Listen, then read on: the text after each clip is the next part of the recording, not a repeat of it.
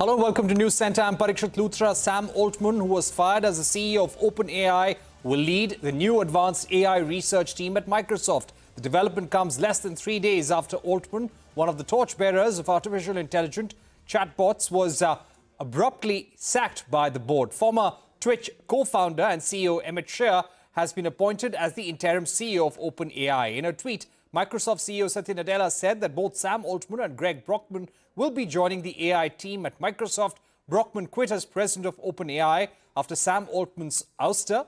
Both Altman and Brockman are a part of the founding team at OpenAI. In the same tweet, Nadella said that Microsoft remains committed to their partnership with OpenAI.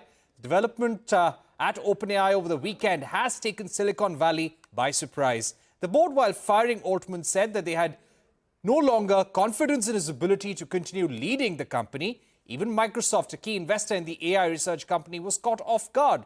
Microsoft had invested $1 billion in OpenAI in 2019. They topped it up with a $10 billion investment in 2023. Joining me now is Manish Maheshwari, co-founder at Fanory.ai. Manish, thank you very much for joining us. Sam Altman was one of the co-founders of OpenAI in 2015, one of the most sought-after voices on potential benefits and risks around AI. What do you think led to his surprise ouster and the board saying that they no longer had confidence in his abilities and they felt he had not been candid enough in his conversations and communications to the board? Yeah, I think there's a lot to digest here, and I think a lot has transpired in the last 3 days. But if you think about it, it reflects a deeper divide in the tech community on the evolution of AI, right? So if you go back to the history of OpenAI, it was founded in 2015, and it was set up as a not-for-profit 503 organization. And therefore, the board represents that part of the team that believes in making sure that AI is for good and we do the right things when it comes to evolution of AI. Within that setup, Sam has been leading the for-profit part of the OpenAI, which has been instrumental in commercializing the widely popular ChatGPT tool, right? So clearly, the pace at which Sam has been pushing the company and the pace at which things are evolving is something that has caused this divide to widen. And my view is that is what has led to this sort of dismissal, where one of the other co-founder, Ilya, along with the board members, have sort of taken one stand, and they feel like Sam and Greg are on the other camp, and the way they have been moving forward and the way they have been communicating back to the board has not been in line with their expectation, and that is what they term as, not being candid in communication. To my mind, it's very vague and very, very weird that the way they have been removed. But if you look at the way things have transpired today, I mean, with them joining Microsoft, it's essentially a win for Microsoft. Microsoft has been an early backer of OpenAI. They placed their bet on the right horse. And not just that, today they have been able to get almost the entire relevant team of OpenAI. It's an acqui-hire for them at almost zero cost. So in fact, I'm looking forward to seeing how the markets react to this. The US markets will open in a few hours, and let's see whether the market cap of Microsoft goes up by the valuation of OpenAI or not. But nonetheless, I mean, a lot of things here, right? And a lot of things have happened in very, very limited time. And very, very, it's very interesting to see how things Manish, evolve. do you... So, right. Yeah, go ahead. You're saying that everything is very fast-paced. Do you expect Microsoft and other investors in OpenAI to reassess their investments in the company now? Yeah, of course. This changes the whole equation, right? I mean, so if the existing OpenAI, which exists now today without Sam, has a different goal in terms of how they want AI to progress and may not want to commercialize things very quickly, then the investors may not see value in investing in them to the same extent that they were interested when Sam was there in a certain strategic direction. And now that Sam and some key researchers moving over to Microsoft, it presents a very different dynamic. So clearly, one of the biggest investors is Microsoft. So they are very much party to this now. The other one is Khosla Ventures as well. So what is also interesting is that when Sam was dismissed, all these investors were not consulted. In fact, both Microsoft and Khosla Ventures came out saying they were blindsided. And in fact, they made a tweet saying they are backing Sam and they would be with Sam no matter what he ends up doing after this. So to my mind, yes, I mean, there would be a serious reassessment of the investment in OpenAI after this. Right.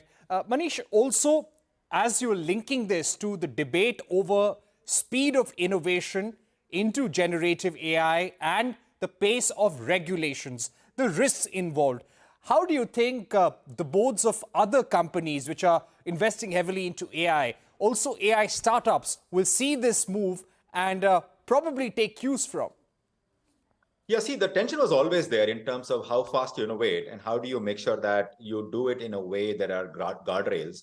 And earlier, a lot of leaders in the AI community came together saying, we need to put together some guardrails, we need to have proper regulations around it. So that tension and that need was always there, right? So this episode only makes that sharper. Everyone would look at it saying, okay, we need to do this, because clearly that is the next phase of innovation and growth. And I think this can be a great tool for human benefit. I mean, think about the benefits in the area of education, in the area of healthcare. So you can't just say no to it.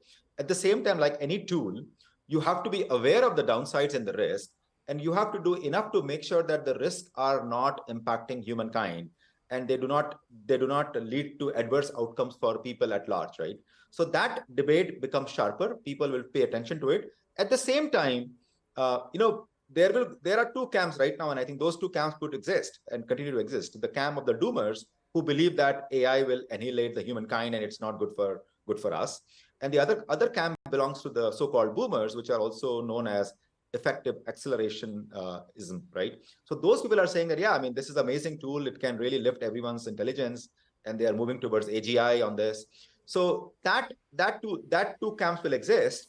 And I think different companies will take different stands across this spectrum. Right. Manish, do you expect investors, not just in US, but around the world, to go slow on the pace of investments because they would like to see how this development pans out? Sam Altman, key members of the OpenAI founding team, being fired, being hired by Microsoft within a span of 2 days. Do you think people would like to just take this in for a few months, see how this really pans out for the AI world? No, I don't think. I think to the contrary, that I think investments will increase. In fact, people have seen the benefit of AI. People have seen how it can be used in everyday problems. And it has also they have also seen how you can achieve a product market fitment where you can get millions of people to use it. So this whole Sam Altman saga will only create more awareness, and more investors would like to have a piece of the pie. So my view is that there will be acceleration of investment in the space. At the same time, it will also start attracting regulators, and different countries will wake up to the fact that, okay, this is something very serious, and they will move very quickly to frame regulations around it. For example, today, you can launch any kind of model and start giving out advice or solutions to people using AI without any approval or any kind of oversight. So there would be some oversight. For example, you can't release a drug and get people to start taking those pills, right? I mean, you have to get FDA approval to launch a new drug, right, or a vaccine. So something similar will start happening here. So both things will happen, right? More investments, more attention, more innovation, and also government waking up and community at large becoming more aware of the risk, and more awareness campaign around that as well. So everything will. Right. My final question: the new interim CEO, Emmett Shear, he has said that, and he's put out a long tweet, and he had said that he will do 3 things, which includes having an independent investigation. He will hire an independent investigator to probe what happened, what really led to this development. He will be speaking to all kinds of employees in the company, also reform the OpenAI functioning, the top management as well. What do you think the investigation really needs to bring out? And do you feel we are yet to hear the entire picture, entire story around the ouster of Sam Altman? See, my view is like the damage has been done. I mean, you can do postmortem and figure out what led to all this. But I think, in my view, if key people and key researchers and key leaders move out of OpenAI, it will just remain a name and a shell company. I think the soul or the sort of the driving force of the company has moved out. And if many of them choose to join Microsoft, good for Microsoft. I mean, Microsoft has essentially acquired the entire team at OpenAI at zero cost. So yeah, I mean, you can do investigation and find out what happened, but it's only of academic interest. I think too much has transpired too quickly, and Microsoft has come in and cashed in on it. So in my mind, there's no going back from here. Right. Okay, thank you very much, Manish, for joining us and telling us about the impact of Sam Altman's ouster, his hiring by Microsoft, its implications for the AI world, especially the debate around innovation and the balance between innovation and regulations. We're heading into a short break, but don't go anywhere. Coming up on the other side, Tamil Nadu and Kerala governments have moved the Supreme Court against their governors for delaying assent to bills cleared by the legislature. A discussion with senior advocate P. Wilson when we're back.